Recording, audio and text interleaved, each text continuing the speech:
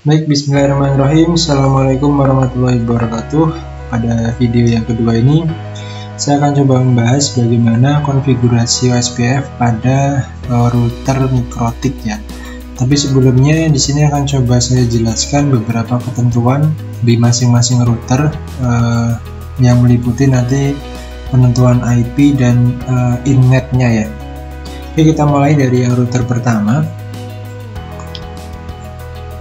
Jadi ini adalah router pertama ya, yang mana masing-masing router nanti akan punya 3 interface. Untuk interface-nya ataupun kalau di mikrotik itu nyebutnya ether ya. Nah, ini kita sebut dia ether 1, kemudian di sini nanti dia ether 2, ini ether 3 ya, seperti itu. Yang di sini ether 1, yang di sini 2, ini 3, ini 1. Kemudian ini 3, ini 2. Oh iya, untuk routernya ini saya ubah dulu ya. Ini router 1, kemudian ini router 2, dan yang ini adalah router 3. Ini salah ya, jadi kita tentukan seperti itu aja, router 1, router 2, dan router 3. Baik, untuk yang pertama ya, yang pertama itu router 1 kita kasih IP network dia 192.168.1.0/24. Yang router 2 192.168, kemudian 2.0/24. Router 3 nya 192.168.3.0/24. Nah, di masing-masing router nanti yang terhubung ke klien itu adalah interface yang satu ya, atau ether 1 ya. Nah, ether 1 itu nanti kita kasih IP dia 192.168.1.1/24 dia sebagai gateway-nya. Kemudian di sini juga sama 192.168.2.1/24 sebagai gateway. Di sini juga sama ya, 192.168.3.1/24. Nah, berikutnya nanti untuk yang antar router itu kita berikan di sini misalkan IP-nya 10.10.10.0/24. Yang di sini nanti 20.20.20.0/24. Dan yang di sini 30.30.30.0/24. Nah, kalau sudah seperti ini kita tentukan IP-nya, tinggal nanti kita sesuaikan aja ya. Misalkan di sini saya kasih warna hijau ya. Di ether 2 nanti kita kasih di sini 10.10.10.1. Di ether 3 nanti kita kasih di sini 20.20.20.1 ya. Kemudian yang di router 2 di ether 3 ini nanti berarti kita kasih 20.20.20.2. Sementara yang di ether 2 nya nanti kita kasih misalkan 30.30.30.1. kemudian di router 3 untuk yang ether 2 itu nanti kita kasih 10.10.10.2, dan yang di sini kita kasih 30.30.30.2 ya. Nah, kurang lebih untuk penentuan IP-nya seperti itu. Berikutnya sebelum kita masuk ke konfigurasinya, tadi ada saya sebutkan di video yang pertama itu ada yang namanya innet ya. Innet itu adalah sebuah fungsi ataupun interface, fungsi fungsi adapter yang menghubungkan ke internal network. Jadi nanti yang ada innetnya itu antar router ya, misalkan dari router 1 ke router 3. Ini nanti kita kasih konfigurasi di sini ya, saya tuliskan dia adalah innet 1. Kemudian untuk yang di sini ini nanti dia adalah innet 2, dan yang di sini itu nanti dia adalah innet 3. Ini nanti ada hubungannya dengan konfigurasi ataupun pengaturan di adapter masing-masing router. Misalkan saya ambil contoh di router 1 ya. Router 1 kalau kita coba ke virtual box-nya di Mikrotik 1 ini, kemudian ke pengaturan, kemudian ke jaringan, dan nah ini adapter 2 ini maksud saya di sini. Jadi adapter 2 di router Mikrotik 1 itu kan dia namanya adalah innet ya, innet 1 lebih tepatnya. Nah, kalau kita perhatikan di sini adapter 2 ataupun Ether 2 di router 1 dia masuk ke innet 1. Sementara untuk yang adapter router 1 adapter 3 di router 1 dia masuk ke innet 2. Nah, kurang lebih seperti itu ya maksud dari innetnya ini. Semoga bisa dipahami. Misalkan di router 2 nih, router 2 kita coba cek lagi di jaringan adapter. Ini adapter ini bisa kita sebut sebagai ether ya, adapter 2 atau ether 2 di router 2 dia innet 3, ether 2 di router 2 dia innet 3. Ini ya, ether 2 di router 2 dia innet 3, kurang lebih seperti itu. Jadi nanti untuk konfigurasinya sesuaikan dengan ini ya, sesuaikan dengan catatan ini biar nanti tidak bingung. Oke, berikutnya kita masuk ke Winbox-nya ya. Oke, sekarang kita masuk ke Winbox-nya, kita buka Winbox-nya. Oke, sudah masuk ketiga ini ya, ketiga routernya. Berikutnya kita berikan IP di masing-masing router ya, kita konekkan.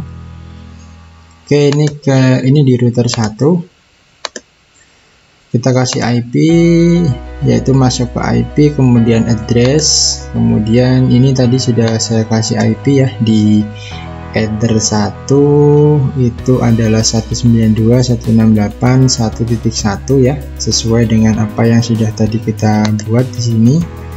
Coba saya seperti ini aja. Oke, kayak gini. Router 1 itu untuk Ether 1-nya dia adalah yang ini 192.168.1.1. Kemudian di Ether 2 itu adalah 10.10.10.1 yang ini, dan Ether 3-nya dia 20.20.21. Oke ya, itu untuk yang di router 1. Kemudian kita buka new Winbox lagi, kita coba config untuk yang Mikrotik 2 ataupun router 2. Kita klik yang MAC address, connect.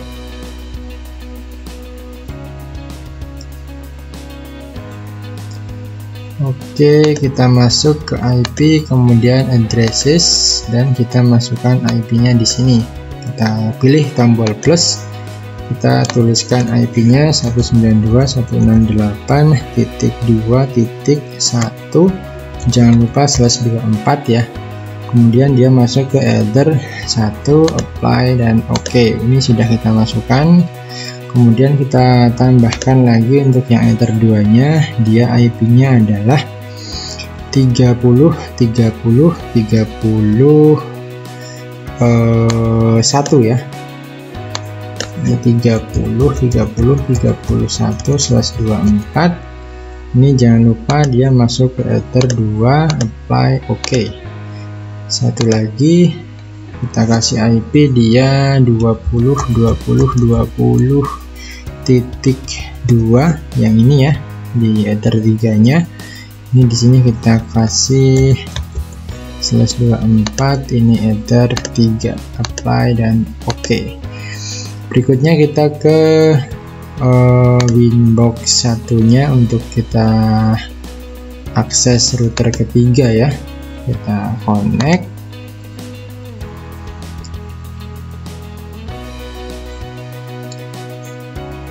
Oke, kita sudah masuk ke router ketiga. Berikutnya akan kita masukkan IP di sini, IP addresses, kemudian tambah 192.168.3.1/24. Ini yang IP ini ya, 192.168.3.1. kemudian dia masuk ke Ether 1, sudah benar, apply, oke. Kita tambahkan lagi di sini Ether 2 nya adalah 10.10.10.2/24. jangan lupa di sini masuk Ether 2, apply dan oke. Kita tambahkan lagi untuk Ether 3 nya 30.30.2 ya, titik 2/24.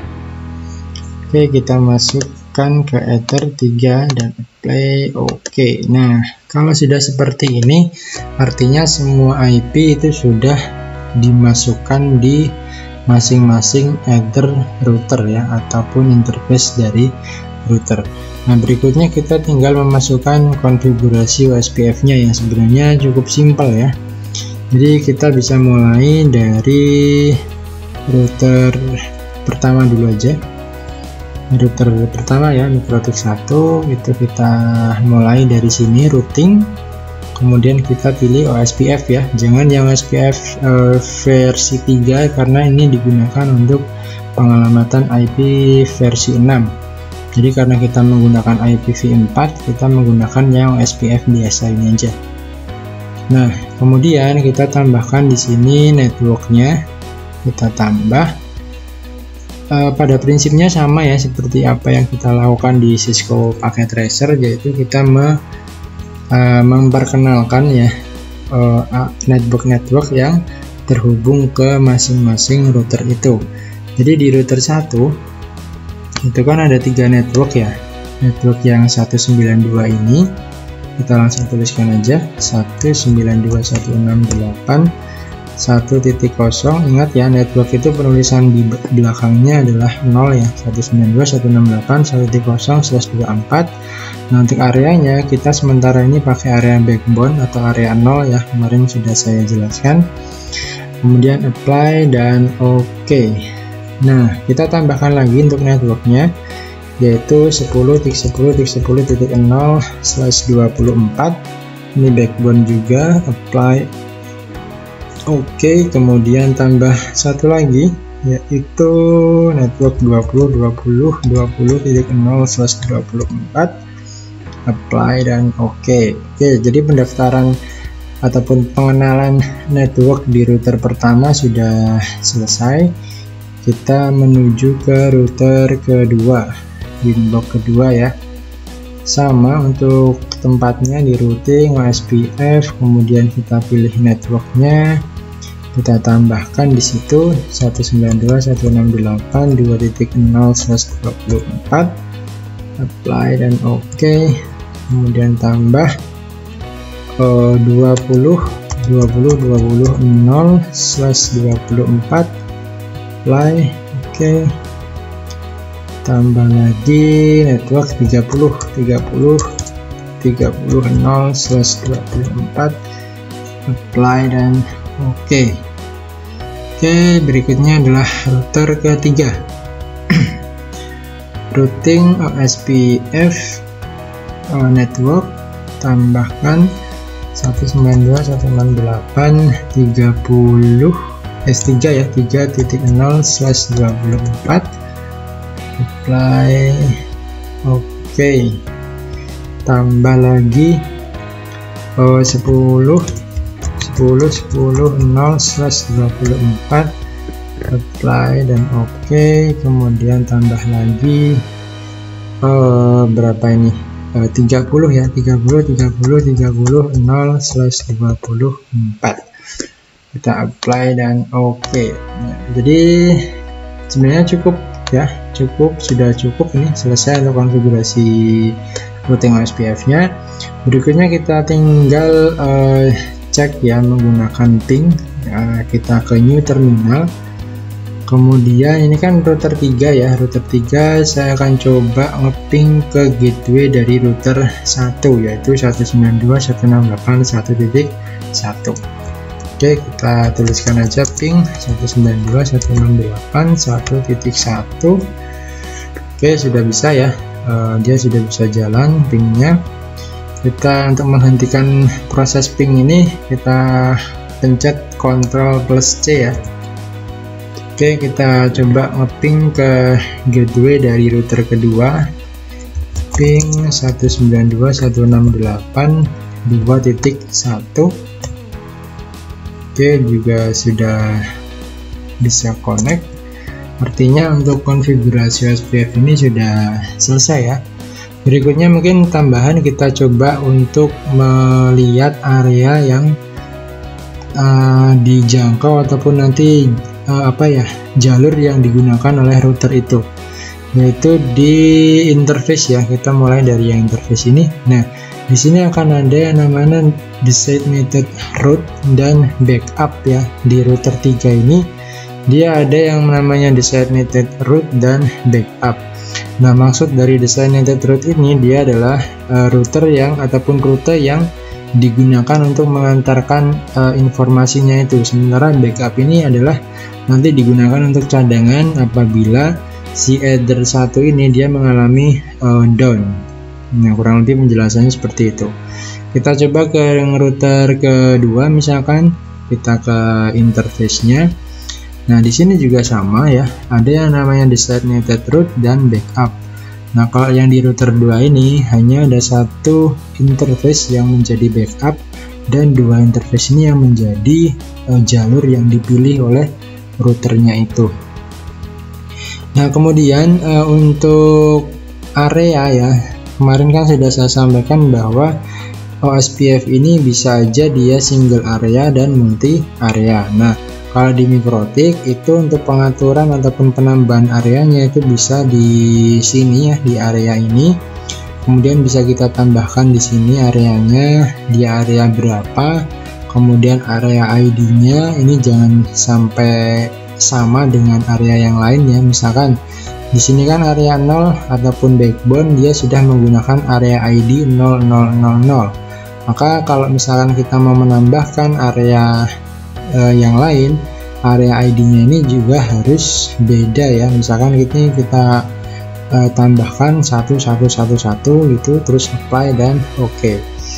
Nah, untuk saat ini cukup untuk yang backbone dulu ya, ataupun single area dulu. Insya Allah untuk ke depan kita akan coba praktekkan untuk yang multi area. Oke, sekian untuk tutorial bagaimana implementasi routing SPF pada Mikrotik. Semoga bisa dipahami.